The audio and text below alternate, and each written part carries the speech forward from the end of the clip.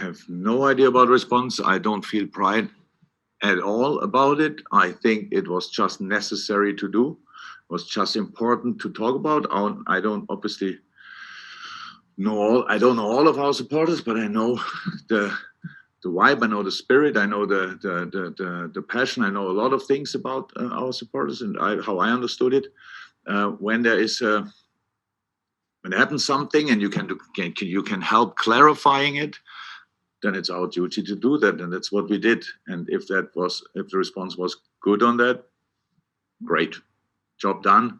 So now we can carry on, because it's obviously an important thing to talk about, no doubt about that, but not all the time, because there happened something. We had to. Paul came over and we could speak about it. I learned a lot, and so hopefully some fans as well, and that's it. Well, I don't think there's too many Premier League managers that would take time out to talk about LGBT issues on the second week of a brand new the weekend. And the team news, I believe we've got some sad team news in relation to Fabinho, who's had a family bereavement. Can you just explain how he is and what the latest situation is there?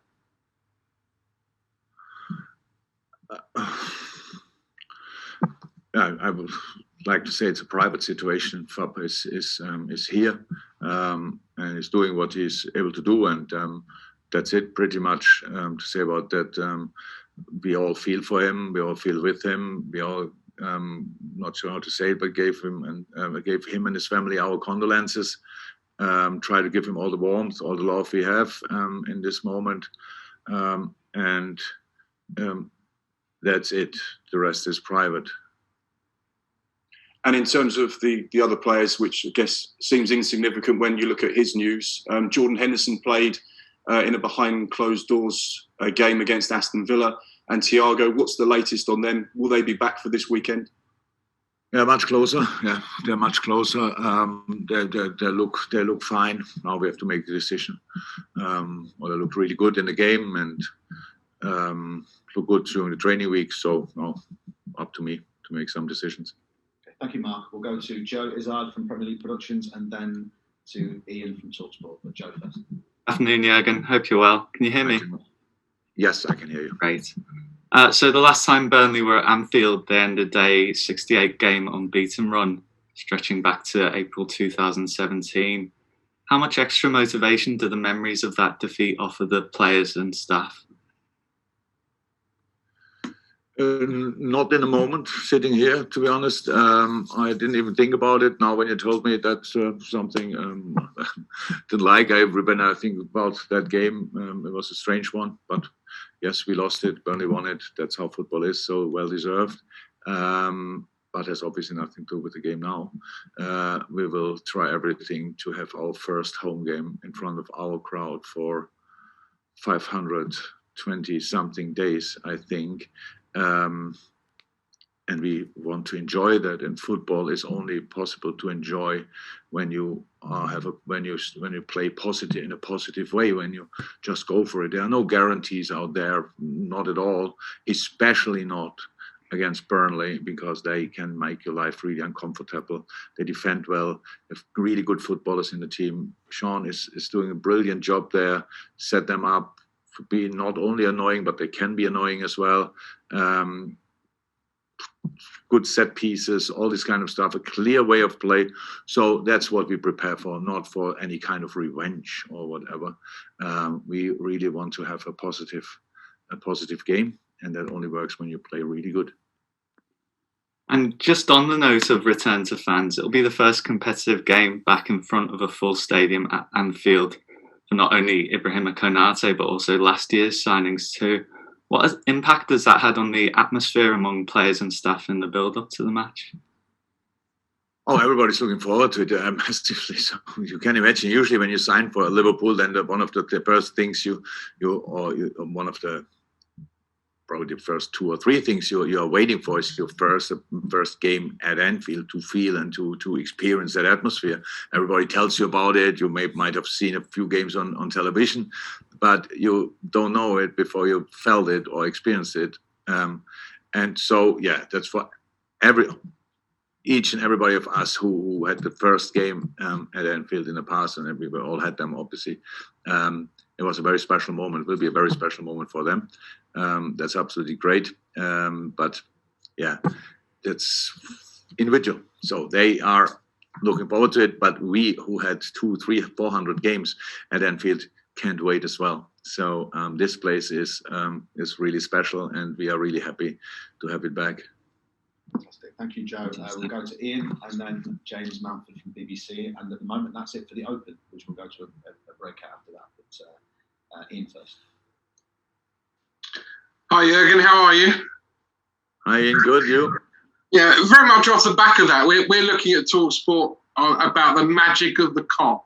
And obviously this weekend will be the first time the KOP is full in a long time. You had the yellow wall at Dortmund. I wonder if you can compare the yellow wall with the KOP and just what it means. Because there have been many times when you've gone over to the KOP after a big and an important victory. Just what it does for you, for your players, for the history of the club. Well, both things are incredible. Our great stands are incredibly important for the club. Are yes, the benchmark, if you want, for the club. That if you think about it, if you think about Dortmund, you know immediately.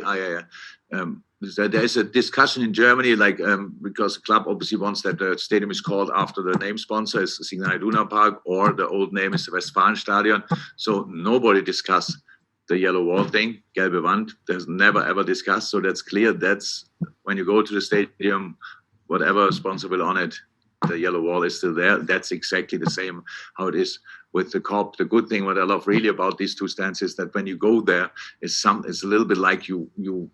So on other, we all know that in the VIP area and stuff like this, people come out sometimes maybe a little bit late. I don't think it's in our stadium too often the case, but are not directly on their toes. In England especially, you have to wear their suits. It's not that comfortable.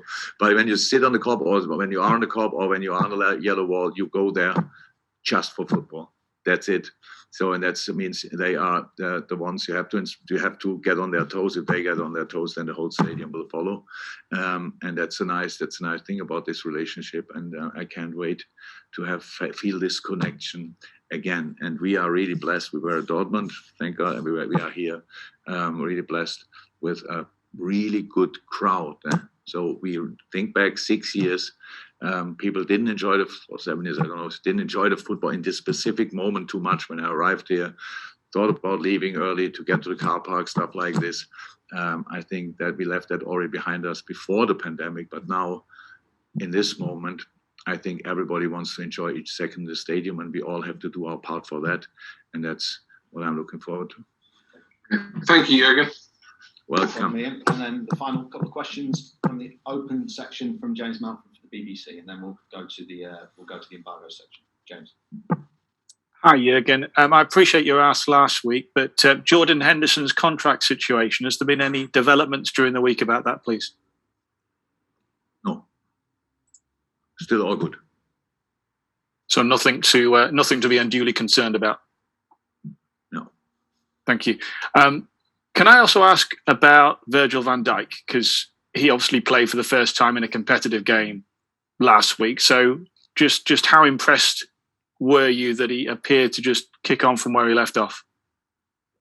I was not impressed in a surprised way. It's not like, oh my God, right, that's him. We had he had a 4.5 week preseason, maybe 5. Or maybe if you put in all this other rehab stuff as well, then it was probably the longest preseason of all times. But I saw him obviously in training every day, so he played like he trained before. So I was not surprised. But yes, Virgil is a good football player, and that's why I was really happy to have him back. And one more, if you don't mind, just on the midfield, you played Alex Oxlade-Chamberlain and Naby Keita last week. Perhaps two players who didn't figure as much as some of the other midfielders last season. So how valuable are they to you still, the likes of Alex and Naby? It's very valuable. It's all about being available and using the momentum and stuff like this. That's football. It doesn't make you a worse player or whatever. Without luck in life, you are really on the wrong side of a lot of things. And when you get injured in the wrong moment, the football train never waits. So we have to be really on top of that we try to keep them really in the best possible shape, stuff like this. But the quality of the players was never in doubt. Come on, who would? If you think about these two players and you go through the strengths they have, that's a book of its own. So you can write a book about that. So great to have them. Was always clear, and it was always clear when you get the chance. That's life and that's football. You get a chance, you better use it. Will not be the last, especially not in our case the last. But it makes more sense to use it immediately, and then you have another game and another game and another game. That's how it is.